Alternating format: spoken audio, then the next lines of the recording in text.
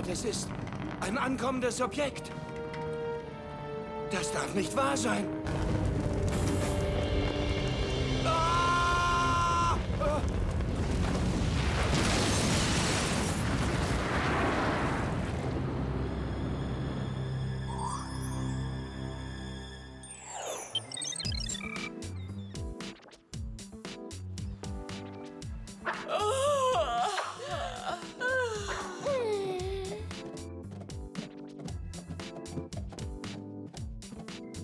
Ist euch irgendeine Veränderung aufgefallen? Oh, wie könnten wir das übersehen? Hallo? Könnte dein Haar am Morgen noch struppiger aussehen? Hey, ich meinte eine Veränderung im Haus. Irgendwas, das auf einmal fehlt. Sowas wie Eltern, Regeln, Verantwortung? Ganz genau! Hausaufgaben sind Geschichte. Abendessen zum Frühstück. Frühstück zum Abendessen? Jeden Tag eine Maniküre. Wieso nicht zweimal am Tag nur noch shoppen, ohne zu stoppen?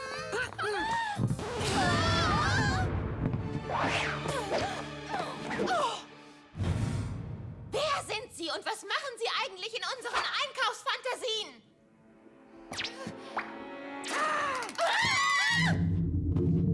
Sie haben doch nicht geglaubt, dass Whoop Sie hier allein leben lässt, oder? Ehrlich gesagt, doch. Amüsante Vorstellung, aber dem ist nicht so.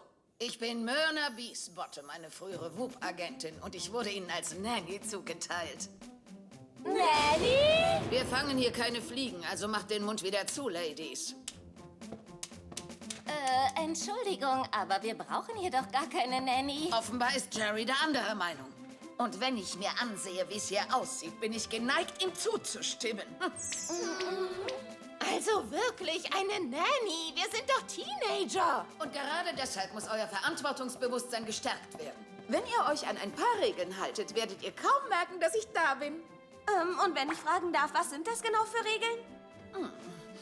Wenn ihr nicht gerade bei Whoop arbeitet, müsst ihr um 9 zu Hause sein. Dieses Fastfood-Essen wird nicht toleriert und bis ihr mit euren Hausaufgaben fertig seid, habt ihr Telefonverbot.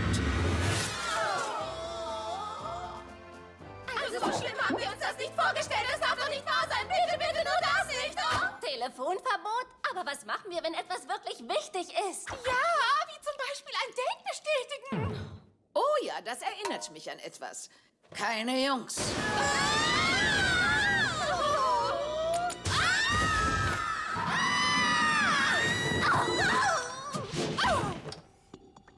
Guten Morgen, Ladies. Ich bin sicher, Sie...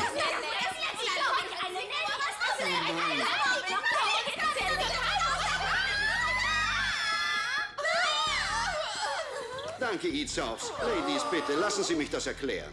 Die Anwesenheit von Mrs. Beesbottom ist keine Bestrafung. Ehrlich gesagt verfolge ich nur die besten Absichten damit. Oh, das ist doch Tat. Unabhängigkeit kann verführerisch sein, aber Sie müssen sich auf Ihre Mission konzentrieren. Was uns zum eigentlichen Problem führt. Hochungewöhnliche Meteoraktivitäten in den letzten 72 Stunden.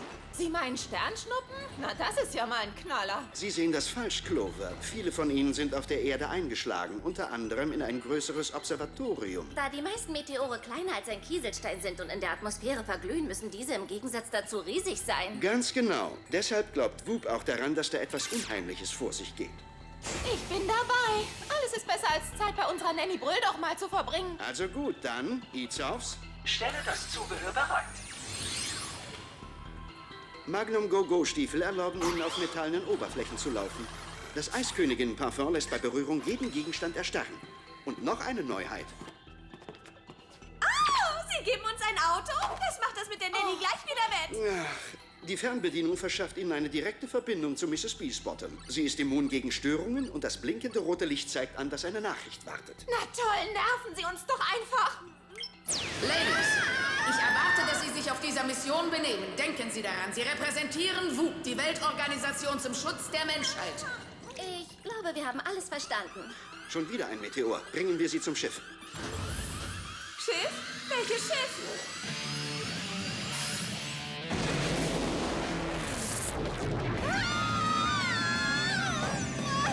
Ich habe kaum die Fahrprüfung geschafft. Wie kann Whoop erwarten, dass ich eine Rakete fliegen kann? Warte doch mal. Ich glaube, ich kann das ausbalancieren. Hey, passt ihn nicht an!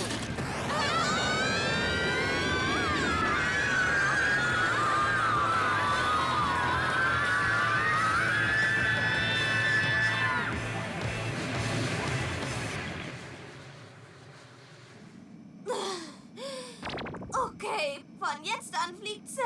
Total einverstanden. Oh, der Meteor, wir sind in Reichweite. Ich glaube, ich kann jetzt die Flugbahn berechnen. Er fliegt Richtung Moskau.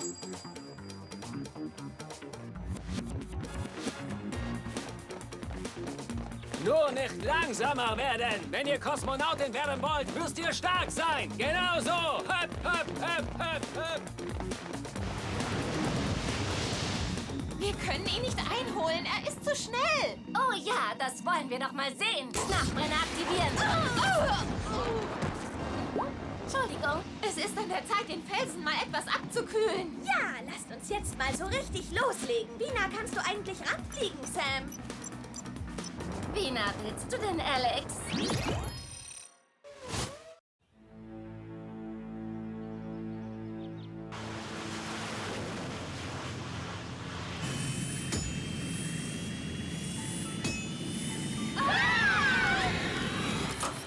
Tut mir leid. Also ganz sicher nicht so nah. Diesmal fliege ich aber ganz vorsichtig ran. Ja, genau so. Wir sind fast dran. Nur noch ein ganz kleines bisschen, Sammy. Gut, jetzt!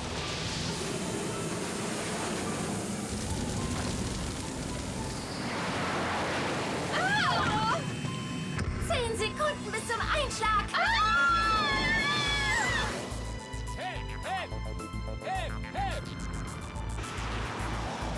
Okay, Zeit für eine Megadosis.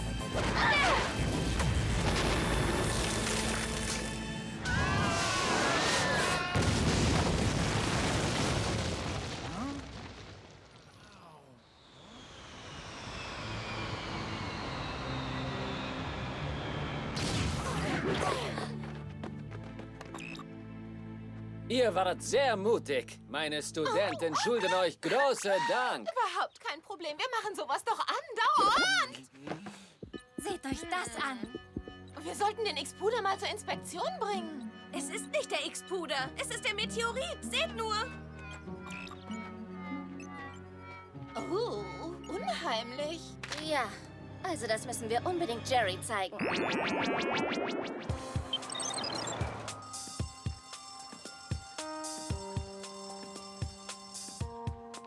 Also, kommt euch beiden diese Mission nicht auch irgendwie total verdächtig vor? Ja, redest du davon, dass keiner der süßen russischen Jungs, die wir gerettet haben, uns seine Telefonnummer gegeben hat? Nein, davon, dass alle Meteoriten es anscheinend auf Weltraumtypen abgesehen haben. Hey, du hast recht. Zuerst der Mann vom Observatorium und dann die Kosmonauten. Alex Aber Clover, warum stop! nur? Oh, bitte sag, dass unsere Nanny nicht gerade unsere Namen über das Schulgelände gerufen hat. Wenn ich mir schon die Mühe mache, euch ein leckeres Pausenbrot zuzubereiten, dann könnt ihr wenigstens daran denken, es mitzunehmen. Aber wir hatten doch Oh, keine Ausreden. Sam, Truthahn und Rosenkohl, Clover, Rostbeef auf Roggen. Hallo, ich bin Vegetarierin. Na gut, Erdnussbutter und Marmelade ohne Kruste. Hey, das ist nicht fair. Das Leben ist nicht fair. Und jetzt geht los und lernt schön. Oh, das ist wirklich so entwürdigend. Es hätte schlimmer kommen können. Wenigstens hat uns keiner gesehen. Oh, wie süß. Ich wünschte, meine Nanny würde die Krusten abschneiden. Oh, ach ja, stimmt ja. Ich habe gar keine Nanny. Wenigstens nicht mehr, seitdem ich 6 bin. Ach ja, ich muss jetzt erst mal rangehen.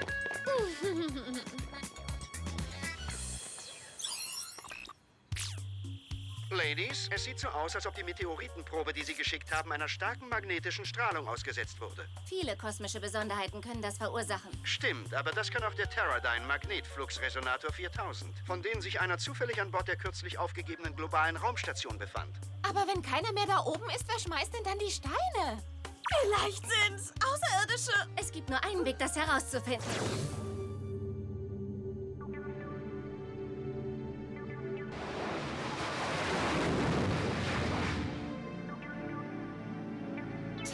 Krass, auf diesem Ding haben wirklich Menschen gelebt? Ich glaube, jetzt wissen wir, wieso es verlassen wurde. Eigentlich wurde es aufgegeben, weil es sich in einem sterbenden Orbit befindet. Ich nehme an, das heißt nichts Gutes. Überhaupt nicht.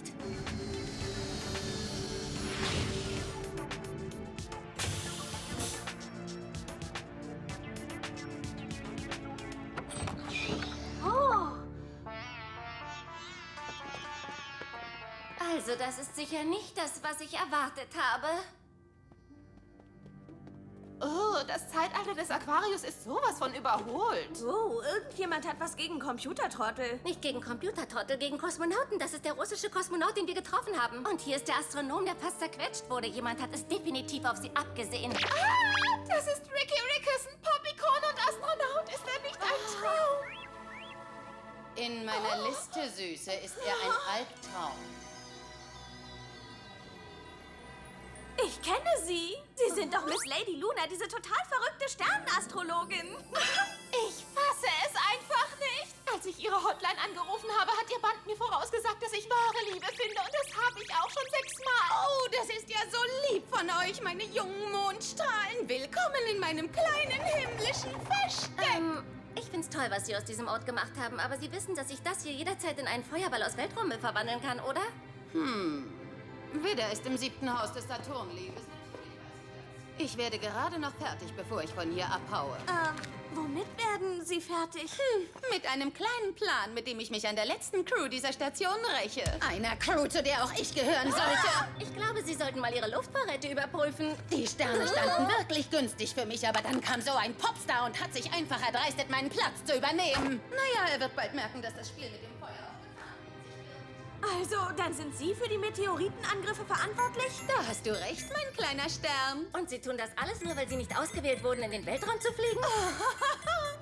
Wenn man den Sternen Glauben schenkt, dann wäre das mein Schicksal gewesen. Aber da würde dieses unbegabte Jüngelchen zahlen. Unbegabt? Ricky Rickerson ist ein total talentierter Sänger, Schrägstrich Tänzer. Und jetzt gehen Sie von diesem Ding da weg.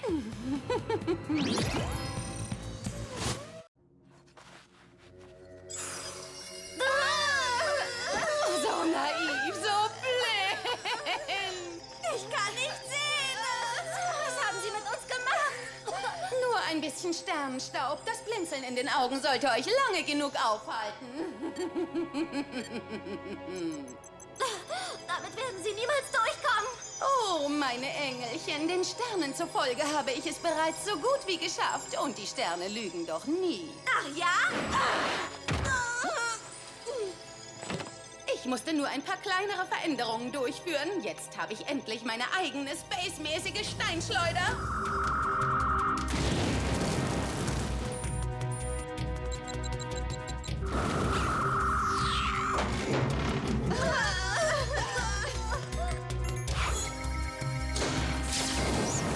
Der hier sollte in eurer Heimatstadt eine ganz schöne Welle auslösen.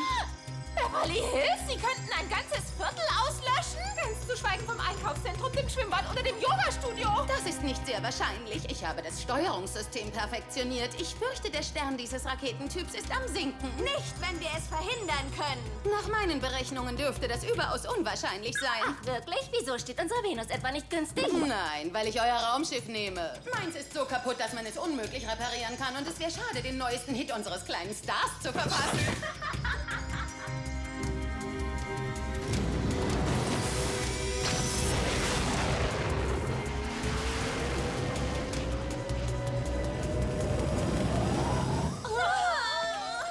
Ich kann vor lauter Glitzern gar nichts sehen. Das ist wie ein Blitzlichtgewitter. Können wir nicht ein Fenster öffnen? Hey, das könnte eigentlich funktionieren. Schnell aktiviert eure Helme.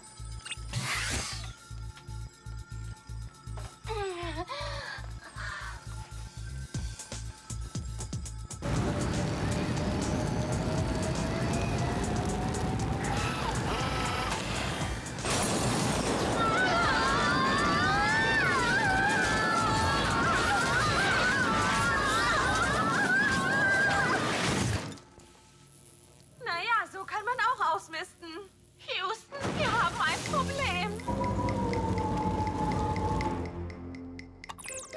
Wohl eher 2 Probleme. Wenn wir dieses Ding nicht wieder in die Umlaufbahn kriegen, dann heißt es weiß extra knusprig. Schmeiß den Retroantrieb an. Nichts, es hat nicht funktioniert.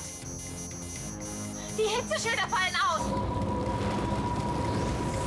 Clover, versuch unsere Schieflage zu regulieren. Ich glaube, das Ding reagiert überhaupt nicht mehr. Vielleicht hilft es, wenn wir alle Kraft in den Hilfsantrieb umleiten. Nein! Vielleicht sollten wir einfach aussteigen und schieben. Warte mal, ich Rennen ja doch gar keine so schlechte Idee.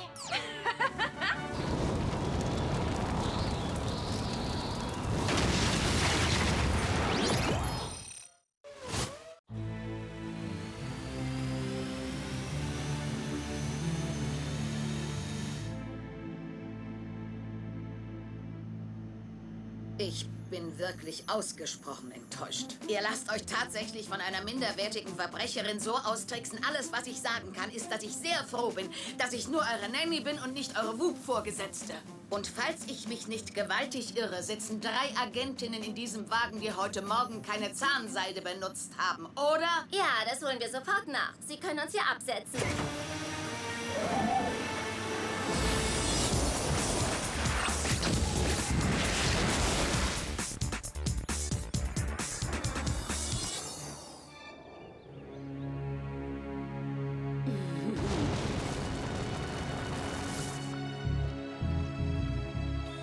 Jetzt ist es soweit. Mars, der Kriegsgott, wird es dir endlich zeigen.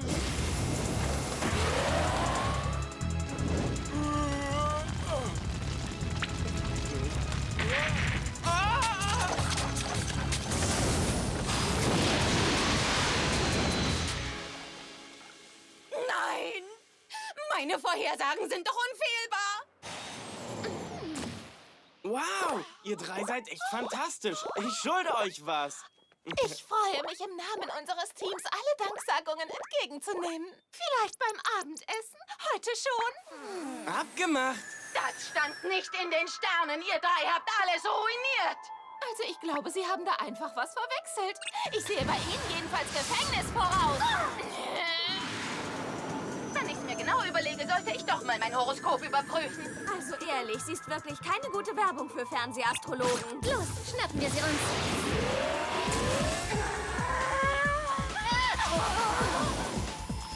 Wo soll's denn hingehen? Diese dummen Mädchen sind darauf reingefallen. Wohl kaum. Das nächste Mal sollten Sie sich umsehen, bevor Sie ein Ding drehen. Zeigt Miss Lady Luna zu zeigen, wie es gemacht wird.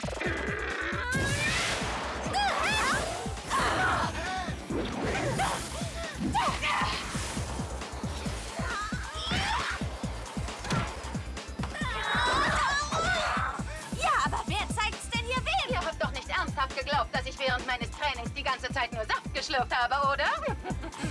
Sie sind nicht die Einzige, die der Schwerkraft widerstehen kann. Beeindruckend. Aber ich habe hier noch etwas wesentlich Stärkeres für euch. Sternenpower! Und ihr wisst doch sicherlich, welcher Stern der kraftvollste ist, Mädels.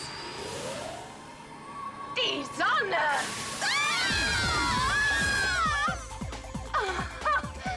Es sieht fast so aus, als würden die Sterne nicht sehr günstig für euch stehen.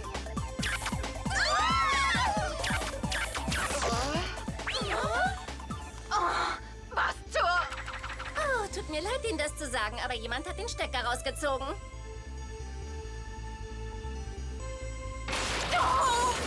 Oh, der Mars bewegt sich bestimmt gerade retrograd.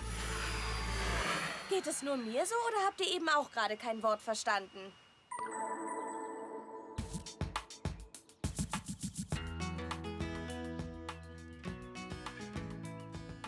Wir sind pünktlich zu Hause, haben unsere Hausaufgaben gemacht und die verrückte Astrologin geschnappt. Können wir bitte vielleicht mal wieder Pizza bekommen?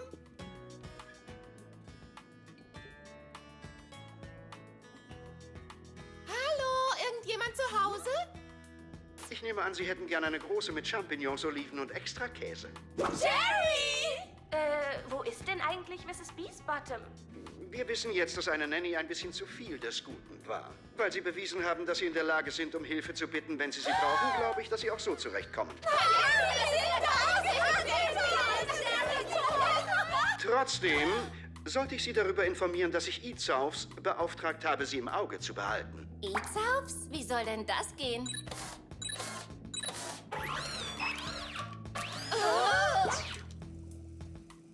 Wenn Sie mich entschuldigen würden, ich muss mich auf mein Date vorbereiten. Warnung, Schließmodus aktiviert. Kein genehmigtes Date. Oh! Ja, doch nicht wahr sein, Jenny! Witzig! Das können wir nicht arbeiten! Ich hatte gestern Nacht einen total aufregenden Traum, dass ich richtig fliegen konnte. Aber nicht wie sonst mit den Jetpacks, sondern ganz ohne Hilfsmittel. Aber nicht völlig allein, sondern mit Vögeln. Sehr vielen Vögeln. Ich glaube, das bedeutet etwas. Das muss so eine Art kosmische Nachricht sein, die total zu meinem Karma und meinem Chi passt. Ich denke mir, dass das Geld, das ich für Lady Lunas Wahrsager-Hotline ausgegeben habe, sich bezahlt macht. Oder vielleicht sollte ich mich einfach nur vom Schlafengehen von Chilisauce fernhalten.